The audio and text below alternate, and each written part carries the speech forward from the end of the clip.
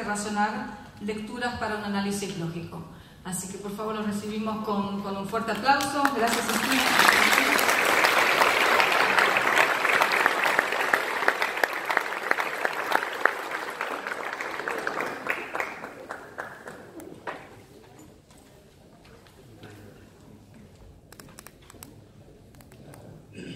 Hablo despacio, pero en inglés.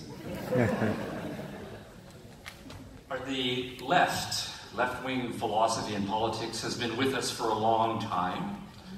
But I want to say the left that we face today, this generation, is not the same as the left from 50 years ago or from 100 years ago.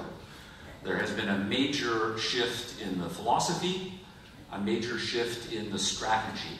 So now we talk about the postmodern left as opposed to the modern left. Now the whole story is not politics, but politics is important. There's been an intellectual revolution in some parts of the humanities, spreading over into the social sciences, and this shift has been of a significant enough nature that we say we've broken in those segments from modernism to postmodernism. I want to say initially then, what do we mean by postmodernism? So here is Michel Foucault, perhaps the most famous of all of the postmodern thinkers, and he is using a metaphor here, a geology metaphor, right, arguing that we have undergone an earthquake intellectually, culturally, and as with an earthquake, huge destruction, huge devastation has occurred. But as a result of that earthquake, we can now see deep into the earth, to the foundations. The different strata have been revealed. And that is what has occurred in particularly Western civilization. Richard Rorty, American postmodernist, also talking about the world historical significance of this revolution. And notice the time span he talks about. We, postmoderns now, what we are trying to figure out in our generation is, what are we supposed to do now that the age of faith, 1,000 years of Western history, from fall of the Roman Empire to early modernity, Protestant Reformation, Renaissance, that was a failure. Then, the 400 or 500 years since then, the entire modern world, which was capstone with the Enlightenment, when we became enlightened, that also, according to Rorty, has been a failure. And the point the postmoderns are making is that 1,500 years of civilization is wrong. We have been on the wrong track. And the postmoderns are identifying that as a fundamentally flawed way of thinking about the world, a fundamentally flawed set of institutions, and they are reacting against that and wanting to replace it with something else. Now, what is this Enlightenment project? This is essentially the modern world. I've got some timeline here. We go back to the 1600s. Major thinkers, Francis Bacon, John Locke, René Descartes, figures we recognize from our philosophy courses in intellectual history. And they are revolutionary in the 1600s, arguing for the importance of reason, empirical methods, developing data, becoming better at mathematics, not relying on faith, mystical revelation, and the mere fact that there are traditions that are in place. We will think and think for ourselves and get the data and do the arguments. That's an intellectual revolution. It's not an accident that in this next generations we can see modern science starting to develop in physics, in chemistry, mathematics becoming more sophisticated, biology becoming more sophisticated, and the important names Isaac Newton, Gottfried Leibniz, and dozens of others. As the scientific revolution takes place in the late 1600s into the 1700s, we see an engineering revolution, and the Industrial Revolution in the middle part of the 1700s starts to transform how we think about engineering and the production of material goods. when we start thinking about human beings more scientifically and getting away from magical and supernatural understandings of what makes us sick, medicine is transformed. Edward Jenner with vaccinations, medical chemistry, the empirical approaches to figuring out what actually makes people sick. Now, this story we know, as a result, the engineering, a huge explosion in the amount of material goods that are available to people. More things, better quality, better prices. Everybody can afford to get most things. Health starts to go up. Life expectancy increases dramatically, starting in the 1700s on into the 1800s. And so people are living better. But equally important was a revolution as a result of modern philosophy in the value branches, in ethics. Because everybody, the early moderns argued, had the capacity for reason, to think, to look at the world, to make their own judgments, to govern their own lives. As a result of that, we see a rise of individualism. We have to respect each individual's own judgment, their own pursuits, their own values, and then as a result of that, liberalism starts to come into place, and we see revolutions all over places where this Enlightenment revolution is occurring. The Glorious Revolution in England, the American Revolution, the French Revolution. It's not an accident that they are all happening going in the direction of political liberalism in the same century. And we're going to leave individuals free in their own lives, let them participate in the political process. We are not going to have kings and queens and authorities who have power over us. And the same thing happens in the economic realm. A revolution, Adam Smith published in 1776 on the Wealth of Nations, the same year Thomas Jefferson is writing the Declaration of Independence. That is not a coincidence. In the economic sphere, we can leave individuals free to decide their own productive measures, to be consumers, to trade with whomever they want, to have individual property rights, and so forth. So we have revolutions politically, people become more free. Revolutions economically, people become more wealthy. We add that there's more things available and people are living longer. For the first time in human history, around the late 1700s, early 1800s, the idea that people should be happy, that they should be able to make progress in their lives, that when I start as a young person, by the time I am older, I should be able to improve my condition, and that should be normal, not an accident, that I can make the world better for my children and that they will make the world better for their children, and we will be able, with this Enlightenment philosophy, solve all problems. Very optimistic view. Now this is what the postmoderns are saying has been a fraud, has been a failure. This is the modern intellectual project put into practice. They believe now, 2 centuries later, it has been a fraud. So Foucault, for example, attacking right here about reason. Well, the moderns think that they have reason on their side, that we have figured out certain very important truths. We hold these truths to be self-evident. And that we, as a result of science and engineering and knowledge, we now know certain things that are very important. One part of postmodernism is a strong skepticism that came out of philosophy, and all of the postmoderns believe that the claims of reason, the claims of logic, the claims that we can somehow know the truth have been revealed to be a fraud. There is no such thing. This is a very strong claim. And one of the things we know that is characteristic of postmodernism, particularly on the left, is its critical skepticism of any claim that is put forth. If we don't think that there's reason, if we don't think it's about truth and knowledge, well then what are we doing? Really, all that's left with is, if there is no reason and truth governing the world, is power. And here's Franklin Tricchia, as a professor, saying explicitly, postmodernism seeks not to find the foundation and the conditions of truth. We are no longer interested in truth. We don't think that is possible. What we are interested in then is power. Power for the purpose of social change. Now, the modernists are interested in power for the purpose of social change, but in the interest of truth and justice and the pursuit of knowledge. But we are not doing that anymore. So what you do then as a professor is you don't train individuals to think for themselves, to be aware that the world is complicated and that they need to look at arguments on both or all sides of a debate and trust their individual judgment. Instead, you believe, you have your beliefs, your agenda. Your job as a professor, when you have power, is to basically indoctrinate your students to believe what you believe and to get them to become social activists.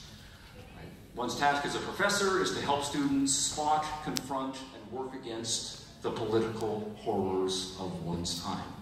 The Enlightenment said we were making the world a better place. The postmoderns reject all of that. The world is horrible, and the job of the professor is to teach the horribleness of the world and turn students into activists who will be against the current system. Men and women. The Enlightenment had said they should have equal rights, equal liberties, and part of the modern project has been to extend the franchise, extend education. Men and women, of course, have some differences, vive la différence, but basically their relationship is a win-win, mutually beneficial, mutual care, and so forth. The postmoderns are arguing there is no such thing. That also, that optimistic view of human relations is a fraud. It is about power. Males have more power. They use it to advance their own interests against women. So in her postmodern phase, here's, I suppose you know this word, right? Normal fuck, right? By a normal man, right, is predation. Right? So there's no happy, there's no romance. This is not win-win. This is not progress. This is caveman, but we're being brutally honest about that fact. So hence the adversarialism, men versus women, that some forms of postmodern feminism takes. It's not that we're interested in working with men for mutual interest and mutual respect. We believe it is a battle, and we are just taking up the battle on the other side of the equation. Same thing applies then in foreign policy. Jean-Francois Lyotard, one of the major postmodern thinkers, arguing in the international scene, we Western liberals, we moderns, we believe in truth, justice, liberty for the whole world. We're interested in exporting liberalism and tolerance and human rights everywhere. The argument is that is a fraud, a cover. That's a cover story. Really what's going on is the rich countries, the powerful countries are just interested in advancing their interests, and the weaker countries in the world have all kinds of problems. In this case, he's talking about Saddam Hussein, the brutal dictator in Iraq before he was deposed, and the argument is he was not a bad guy in the sense of being a homegrown bad dictator. Instead, the fault belongs to the rich countries, the United States and the others, for creating the conditions in which a dictator like Hussein would arise. And we see the other names up there. It's the same thing. Hitler was not a homegrown problem for the Germans. The problem was what the rich Western nations did to Germany. Franco, what the Western nations did to Spain, and so forth. And Jacques Derrida, quotation here, significant, just the number of times Marxism recognized here. While much of postmodernism is sometimes pitched as being not political, right? Derrida and the others pay explicit acknowledgement to their roots in Marxism, and that's going to be the main focus for the rest of my remarks here today. Deconstruction, that's a literary method that the postmoderns use, but notice what he's saying is basically applied Marxism. Now what that means, hard story. But the idea is we're against reason. We know postmoderns divide people into groups that are in conflict with each other, so it's not this mutually beneficial trade that capitalism promises. It's not this optimistic liberalism that we think politically is going to come about. We know that they are suspicious of science, suspicious of the Industrial Revolution, and this is a harder sell here, but there's postmodern applications to medicine that are rather dark, but we will set those aside. The idea that we are making progress, the postmoderns reject that in their entirety. The whole project is a fraud from their perspective. Now this is a philosophical battle, and I want to point out these are the most influential four postmodern thinkers. Jean-Francois Lyotard, Michel Foucault, Richard Rorty, Jacques Derrida, three Frenchmen and one American. All of them are PhDs. And the important thing is that all of them are PhDs in philosophy specifically, all of them writing their PhD dissertations in theories of knowledge, theories of epistemology. Philosophy was at a very skeptical, relativistic, subjectivistic place in the middle part of the 20th century. And an important part of postmodernism is that epistemological, knowledge-based skepticism and a rejection of the claims of reason, truth, scientific method, and so forth. That is important. But I want to say the politics is equally important. And here, if you look at the political views of all four of them, it's not a coincidence that all four of them are from the very far left politically. Editors of neo-Marxist journals, far-left socialist journals of various sorts, actually joining the French Communist Party as Foucault did for a while, being widely admiring of Mao's communist experiment in China, and so forth. And you can do this claim yourself, but if you look at all of the major postmodernists of the 50s, 60s, and 70s, identify the top 100 of them, they are all of the far left politically. There's a new strategy at work here. Now, why a new strategy and why then? I think we have to say something about the history of Marxism. So we all recognize Uncle Carl. My introductory microeconomics professor in university, even though he was kind of a conservative free market guy, looked exactly like Karl Marx. I think he cultivated it. It was very disconcerting.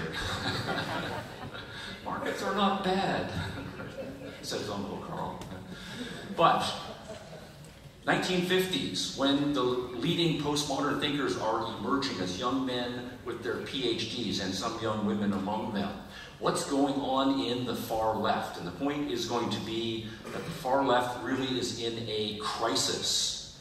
It's a terrible 20 years for the far left.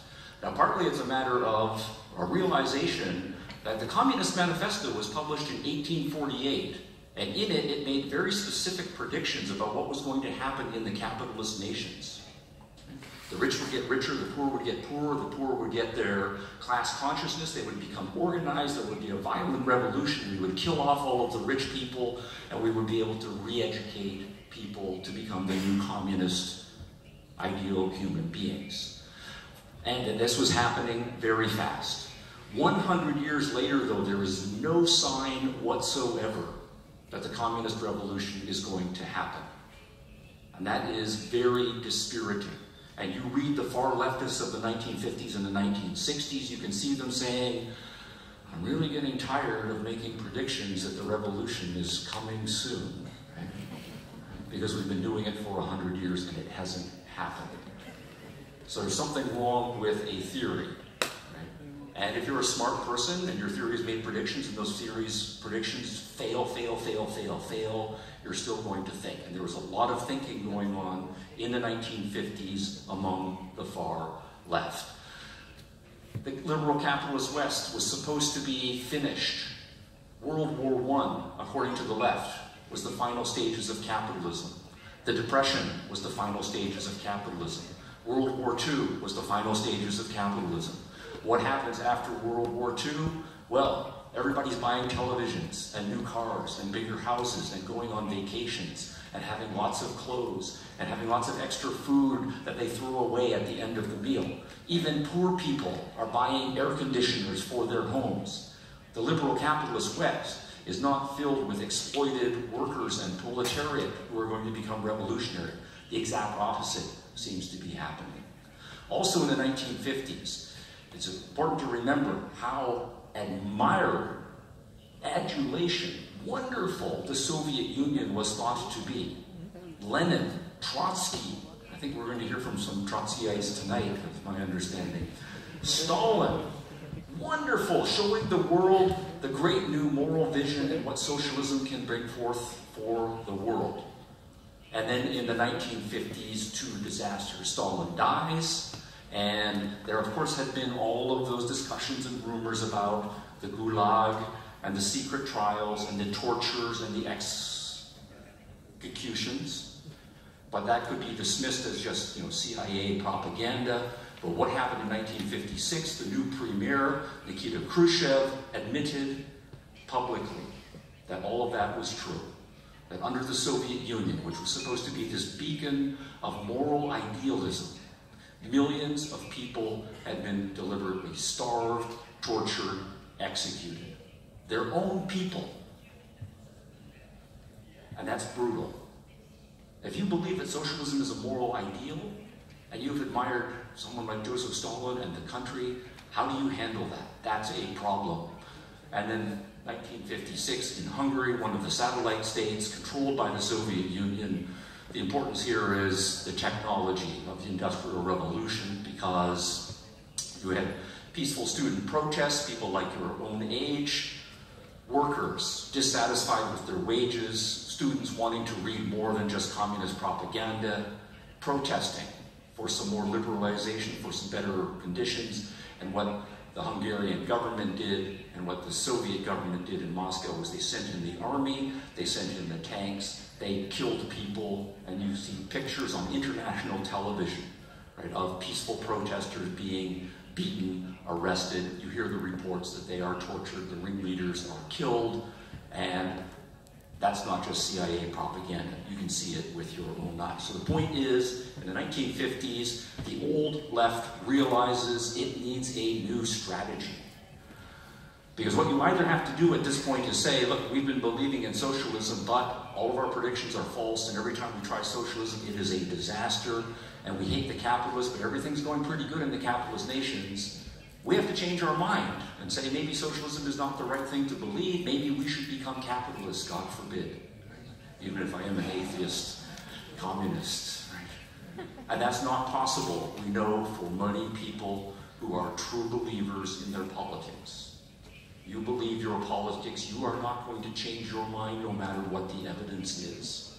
And if that's your psychology, you need a new strategy. And the postmodern strategy is that new strategy. It's going to be one that says we don't need to worry about logic and evidence and data and facts and the truth about reality, because philosophy is now teaching us there is no truth, there is no knowledge, there are no facts. All we have is feelings, subjectivity, passionate commitment to whatever our subjective values are. We're in a world that has divided people into warring groups. I'm in my group, you're in your group. We hate you, you hate us, all's fair in the battle. Any strategy, that's, in a nutshell, the new postmodern left. Now, I want to, just in a couple of minutes though, say, I'm an Enlightenment guy. And while this is a philosophical battle and a political battle, we also have lots of data on our side. The postmoderns will argue that we live in a horrible society full of exploitation. Uh-oh. Excuse me 1 minute.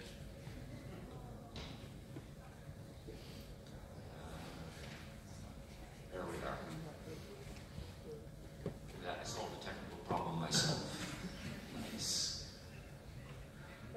So, I want to look at some data. This is the world. 1812.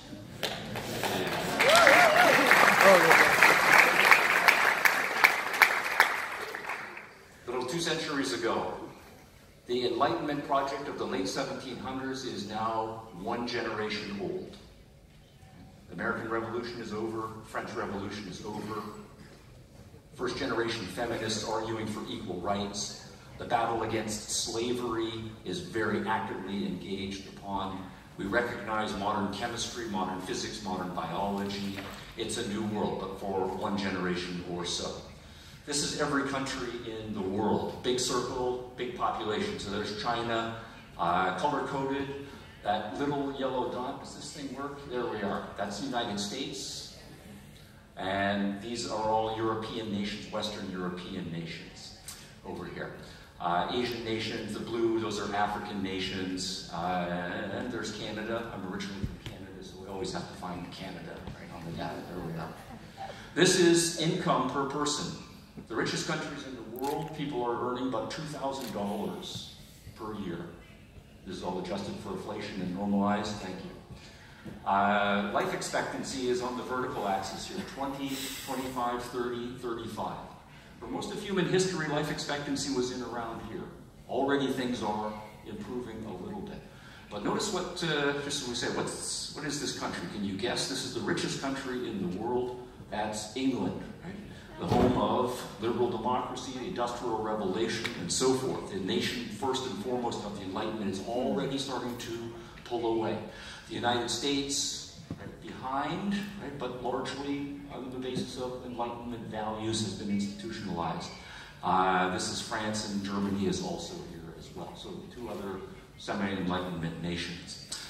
But notice, come on. That one, there we are. About $2,000 per person per year, life expectancy at birth, 40 years. 100 years, we're going to jump. This is 1912.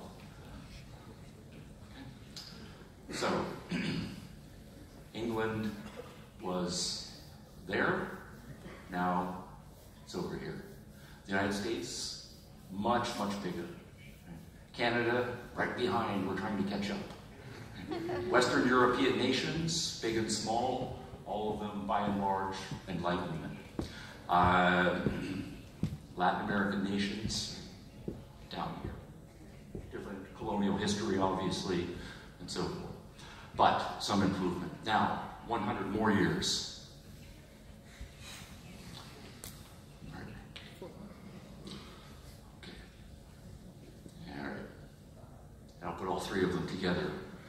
And the point is, 200 years ago, I can do this. This one. Every country in the world is down here.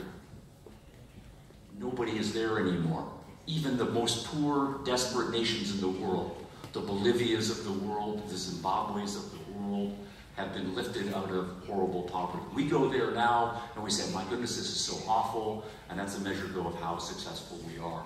I should say for Latin America, the differences are important. This is a logarithmic scale across the bottom. So we take the United States, almost $50,000 per year per person. But if we go over to here, right, Brazil, Argentina, Mexico are all in this area. That's about $14,000 a year. So the difference is 3 or 4 times, but progress overall. And the point is, socialism did not do that. Capitalism did that. Liberalism did that. Science did that. Technology did that. Tolerance of people of different races and religions when we think that is necessary, that did that. We are creating a better world, and we still live in a largely Enlightenment modern world. But the left does not like that, particularly the postmodern left, because it's their hated enemies, the liberal capitalists, who are going to get the credit for the great progress, and that is a problem. And they are very well aware, in practice, every time left politics and economics have been put into place, it has gone in the opposite direction. That's the strategy that we are facing now. Now, I want to say the progress is real, but notice, that's to make claims about reality. And the postmoderns don't like that. It's to make a claim that there are such things as facts, that we can identify them. Postmoderns don't like that. That we are making progress. And that's a value claim. It presupposes that there are objective standards by which we can measure decline and progress. The postmoderns don't like that. I do not want to make light of the deep philosophical issues that need to be engaged, but we do have philosophy on our side, we do have the data on our side, but we do have a very philosophical, well-thought-out strategy that for 2 generations postmoderns have been developing. That's what we are up against now. So thank you for your attention.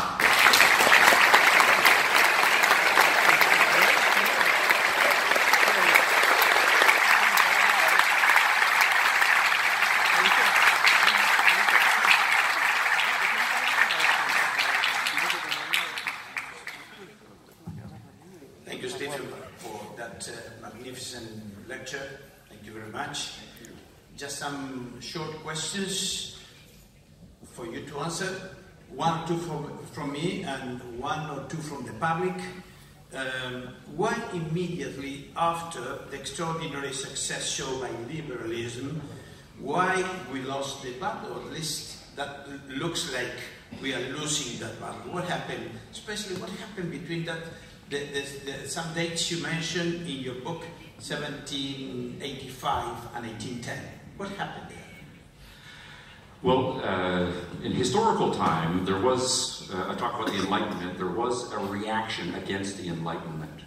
One of the things, particularly in German intellectual life, now partly it's a philosophical reaction, somewhat driven by ethnic pride issues, that the French are doing this and the English are doing that, and we Germans are supposed to be the best. So there's an initial tendency to reject imports, including imports of ideas from foreign cultures.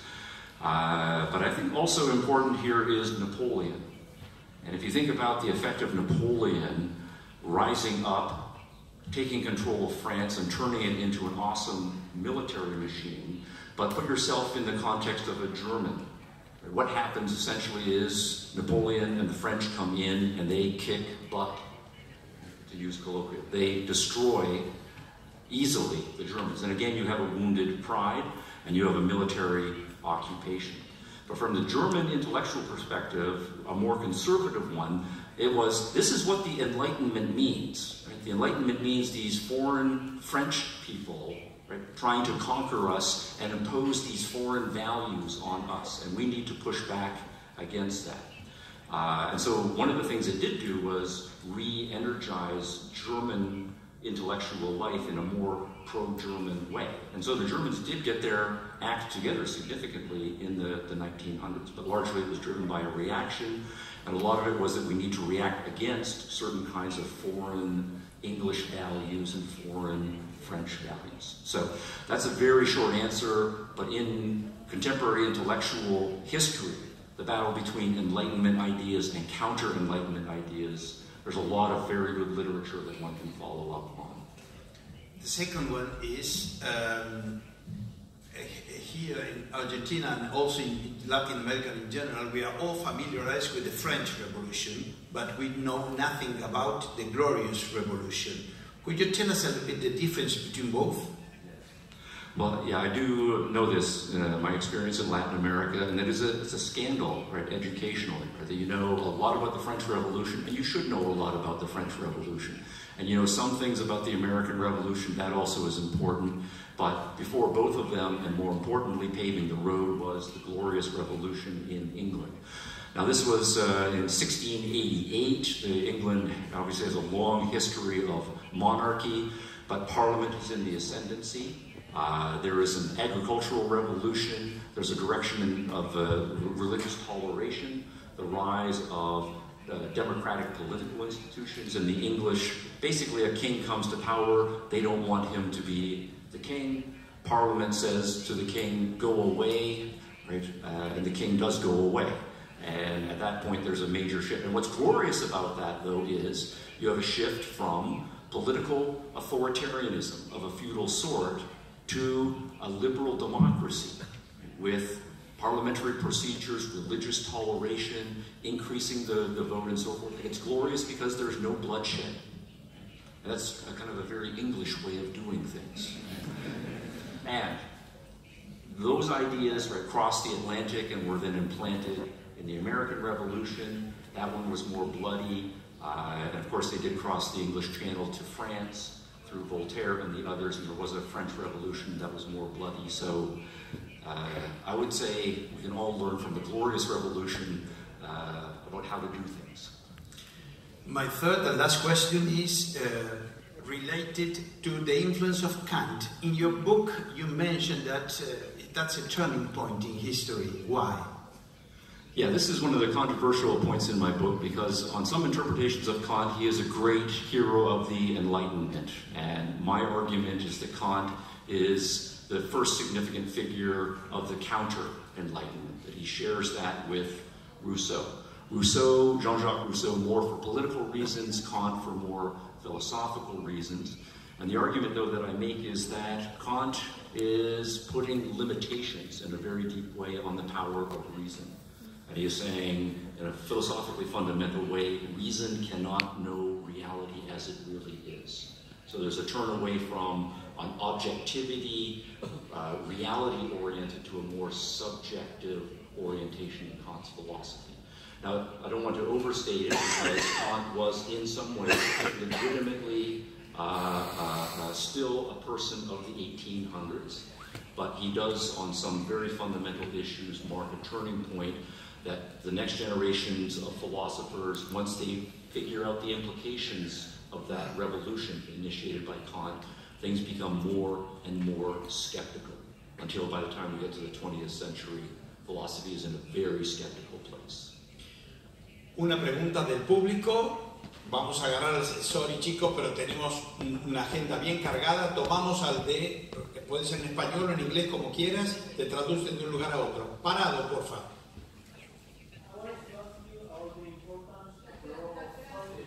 Momentito. Hola. I wanted to ask you about the importance of self-defense in a liberal society.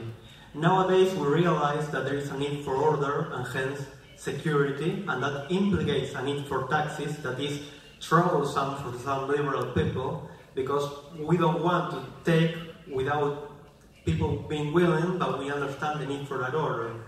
But we know there is a limit. If you have too much taxes and too much police, you have essentially a police state where there is no individual freedom, and that's very troublesome for us.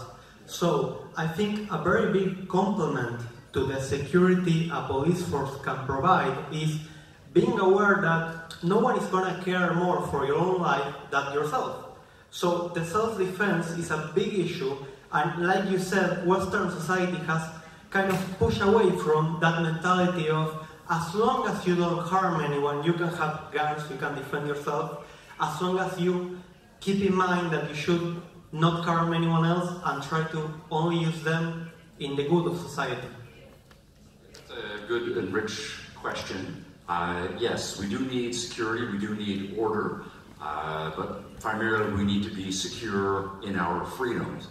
And the order that emerges, a lot of that has to be done in a genuinely liberal society through cultural institutions and not political institutions. Because the idea of a liberal society is that we're going to be free to govern our religious lives, our scientific lives, our economic lives, our family lives, all of our lives according to our own lights, without the government telling us what to do and using its forceful threats against us. So that, though, means that we need to figure out ourselves socially how to evolve and create institutions so that we can trust each other, and that we know that when we shake hands or sign a contract that we can trust each other and so forth. So a lot of the cultural work to create the order that is going to enable us to trust each other and work hard and so forth, that we are going to do it ourselves.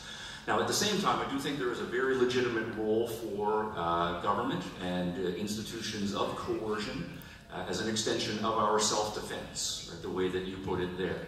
One of the things that we know is that human beings can be very hot-headed, we can be biased, and even well-meaning people, when we have disagreements about important things,